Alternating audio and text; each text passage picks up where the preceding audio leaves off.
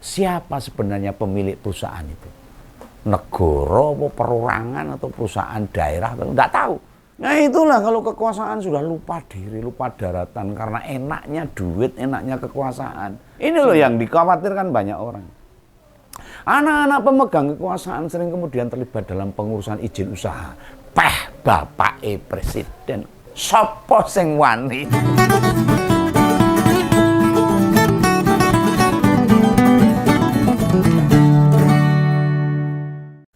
Ketemu lagi dengan Om Begawan, tetap di Ngompol, Ngopini Politik.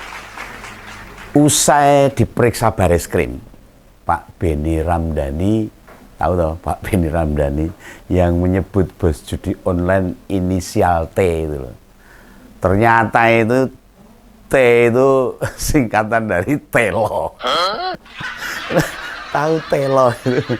Wah, enggak telo piye, diperiksa lama sama polisi, tekan 8 jam loh itu lamanya itu. Wes kayak kerja kantoran tuh 8 jam dari pagi sampai sore.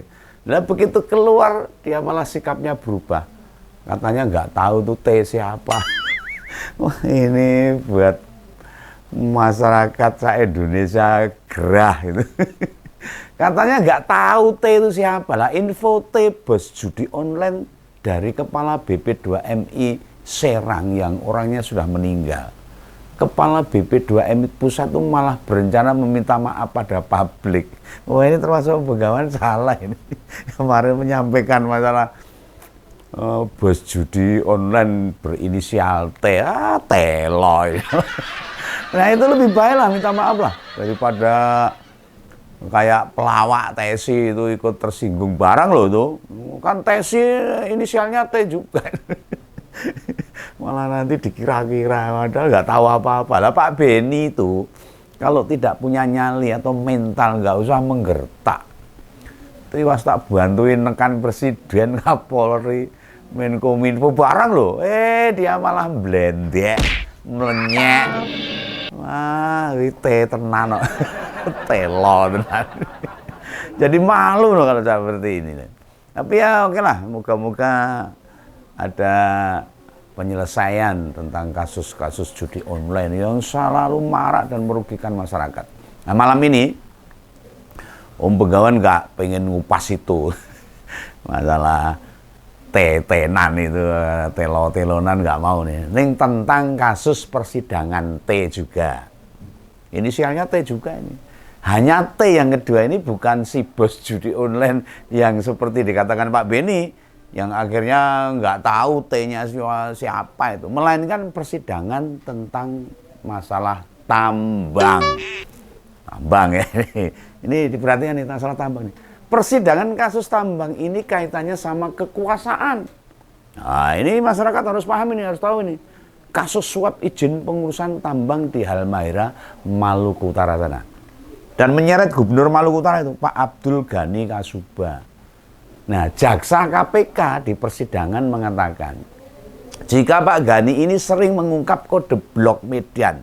Blok median. Lah kode blok medan itu untuk pengurusan izin usaha pertambangan. Gubernur Maluku Utara tersebut didakwa menerima suap 5 miliar dan 60.000 US dollar. Nah, serta ada gratifikasi tuh.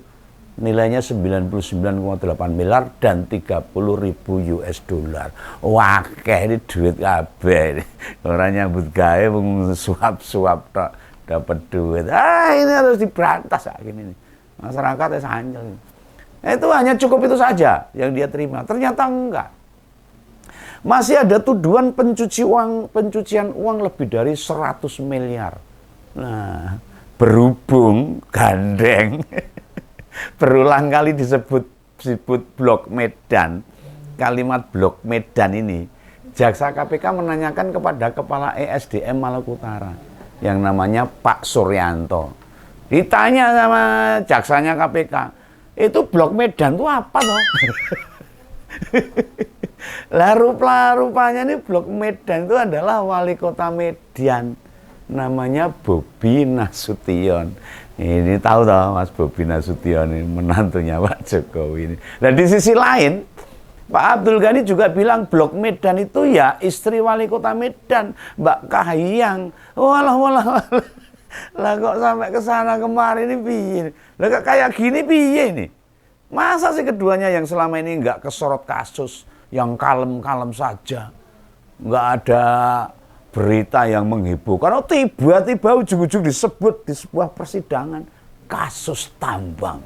Oh, orang ngeri nih. Ya, kita kan jadi berpikir nih, apa benar ada kaitannya apa tidak tentang beliau-beliau berdua ini, anak dan menantu presiden, dengan masalah tambang. Ini Om Begawan perlu bertanya, kan boleh masyarakat bertanya. Ini loh yang dikhawatirkan banyak orang.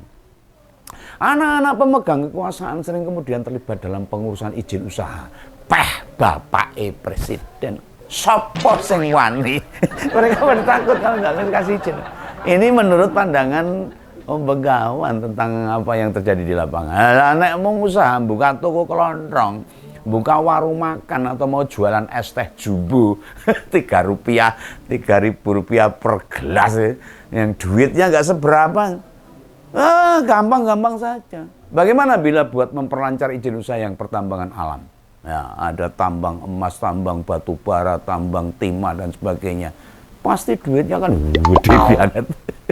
Lah, sekelas gubernur itu sempat tuh puluhan miliar begitu. Ya, penting banget kasus ini dibuka selebar-lebarnya. Masyarakat harus tahu, KPK harus gerak cepat ini. Kejaksaan, kepolisian harus backup semua ini. Seluas-luasnya harus dibuka. Nah, Om Begawan berharap anak-anak presiden nggak terlibat kayak ginian. Ini dulu Gibran ya dikenal bersih awalnya itu. Moga-moga tidak kena masalah-masalah ginian. Dulu waktu jadi wali kota Solo, Pak Jokowi melarang Gibran buka usaha catering itu. Dapat order dari Pemkot.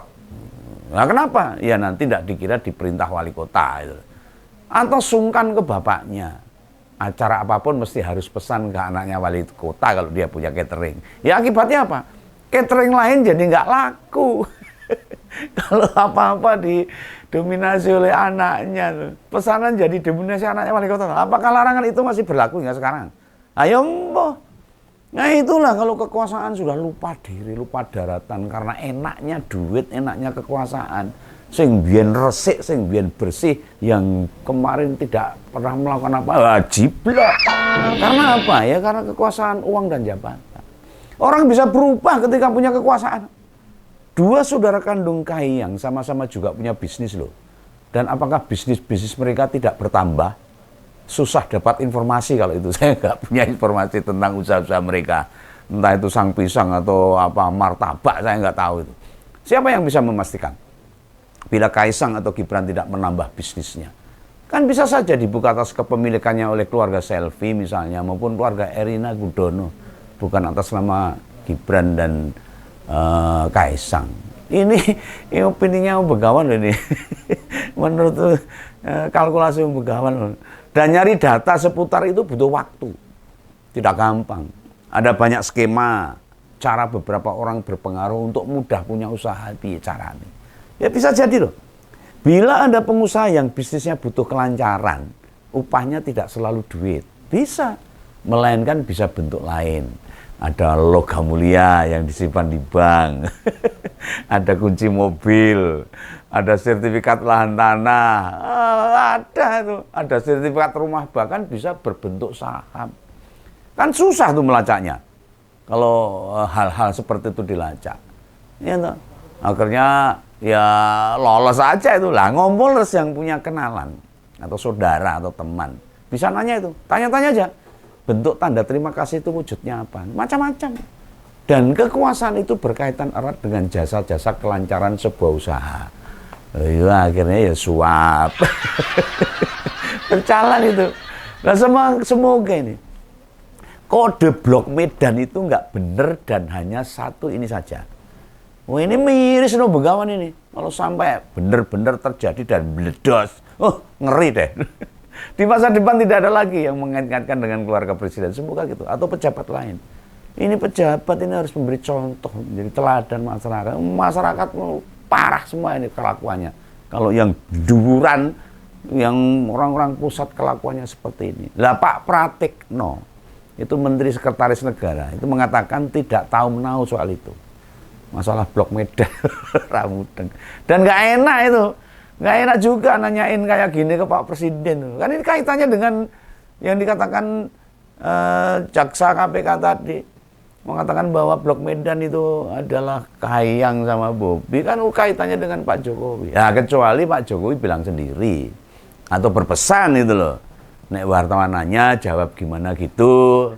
Atau wali kota Medan yang sekaligus suami Mbak Kahiyang, putrinya Pak Jokowi. Mas Bobi menjawab tidak mau mengomentari kasus hukum ini. Mas Bobi itu. Nah dalam pikiran Begawan ini, ya dijawab aja lah. Kalau memang tidak ada kaitannya. Ada kaitannya sama dirinya apa enggak? Ya jawab secara jujur, nek wani. Kalau betul-betul tidak ada kaitannya, kenapa takut? Itu lebih bagus, lebih gentleman. Nek memang enggak kan bisa menjawab, ya silahkan buktikan saja, itu gentle itu. Benar enggak informasinya yang muncul di persidangan? Kan ngono harusnya tuh. Aneh membulat-bulat, pelintat-pelindut, ya, akhirnya masyarakat kan jadi bertanya-tanya. Lebih bagus lagi komentarnya. Ini kalau menurut Begawan, bila jaksa atau hakim di persidangan butuh informasi, panggil ke sidang. Saya siap memberi keterangan. Itu gagah. Gagah banget sebagai menantu presiden. Iya, kalau berani jawab gitu loh. Tidak merespon jelas malah bikin kita semua penasaran loh. Ini bener apa ora, itu kan jadi nggak ketahuan ini. Karena juga nggak ada jawaban yang pas, yang tegas dari Bobi dan Kahiyang. Nah, meski clear loh yang beginian tuh harus selesai ini. Supaya informasinya berkembang, tidak berkembang kemana-mana. Apalagi wali kota Medan itu mau maju ke Pilgub di Sumatera Utara. Ada kesangkut masalah gini, rian dulu masyarakatnya. Emoh. Nah, ini penting juga diselusuri ini. Informasi yang terbuka di persidangan tadi. Apakah kode itu buat memperlancar urusan izin atau ada setoran-setoran tertentu yang mesti diberikan? Nah, nek wis setor boleh nyebut Blok Medan misalnya. Nek durung rento nyebutnya blok lain. Mau blok mana lah. Blok Panasan apa blok Kademen enggak apa-apa itu. Kalau wis lunas bayar Blok Medan. Mainan tambang ini memang mainan yang menggiurkan. Semua sudah tahu duitnya gede, ora umum. Jiko barang ora tuku tambang timah itu. Entah itu tambang batu bara, tambang minyak, tambang gas, tambang bauksit, tambang nikel, apalagi tambang emas itu. Garek ngeduk ora tuku. Makanya banyak pengusaha kakap yang bermain di wilayah ini. Di samping itu kawasan tambang itu luas banget ini. Oh, banget sehingga rakyat nggak tahu siapa sebenarnya pemilik perusahaan itu.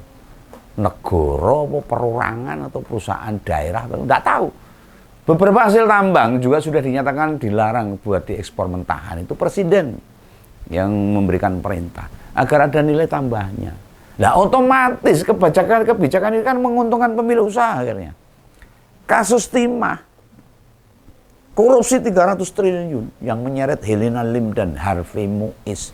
Itu ya soal tambang juga. Gede itu 300 triliun itu. Orang umum itu. Nah, ngomong terus jangan lupa loh. Ya, yang nggak lupa tuh. Harvey Muiz itu suaminya artis yang cantik Sandra Dewi itu loh. Yang perkawinannya mewah orang umum, ternyata duit korupsi. Ngisi-sini. Nah, keduanya dituduh menerima 420 miliar dari pengelolaan timah 2016 hingga 2023. Prosesnya sekarang yang sedang berjalan. Moga-moga dihukum berat kalau terbukti. Nah, kembali kasusnya Pak Abdul Ghani ini. Nah, kok pakai istilah Blok Medan ya? Sementara secara geografis Halmahera Utara di Maluku itu kan jauh banget sama Medan. Loh, Medan itu di Sumatera sana, Sumatera Utara. Maluku itu kan di Sulawesi. Kan jauh lah. Kemudian bila dilihat dari latar belakangnya, wali kota Medan itu sebelum jadi menantu presiden tuh memang seorang pengusaha. Namun usahanya bergerak di bidang properti, omah-omah, gawe omah, tuku lemah bangun omahnya itu aja. Nah setelah menikah mestinya kan nggak ngurus bisnis. Sebab ada larangan soal itu, ada undang-undangnya, ada peraturannya. Bisnisnya mesti dilepas dan diserahkan pada orang yang dipercayainya. Itu legal, formalnya memang kayak gitu. Harus dipenuhi aturan itu. Tapi prakteknya kita kan ya nggak tahu. Misalnya masih kok cawe-cawe, bisa juga toh. Ada proyek-proyek harus lewat wali kota. Kayak dia sendiri. Ciloko kalau itu orang lain nggak bisa dapat kesempatan. Atau malah menambah bisnis yang lain, bisa juga. Di pemerintah yang punya bisnis bukan hanya Bobi dan Gibran saja. Yang lebih gajah juga ada itu. Misalnya Pak Erick Thohir, Pak Bahlil, Pak Luhut Binsar, Pak Prabowo juga punya, hingga Pak Sandi. Dari pejabat yang kekayaan puluhan miliar sampai kelasnya triliunan juga ada. Orang sah kaget loh. Makanya sudah ada aturan nih. Pengusaha yang jadi pejabat harus mundur dari kedudukannya di perusahaan. Agar tidak ada konflik kepentingan. Bahwa prakteknya si pejabat masih peduli, masih intervensi, masih ngurus usahanya. Apalagi terlibat dalam proyek-proyek pemerintah. Ya sangat mungkin itu. Tinggal kita tunggu bareng aja. Apakah kasus penyebutan Blok Medan ini berlanjut? Apa mandegrek? Apa malah hilang? Apa hanya terlontar di persidangan tetapi tidak diperdalam? Semua ini bergantung pada hakimnya, jaksanya, dan semua aparat-aparat yang terlibat untuk menangani kasus-kasus ini. Itu ya. Nah, sampai jumpa di lain kesempatan. Salam ngobrol, salam kawan. Dadah.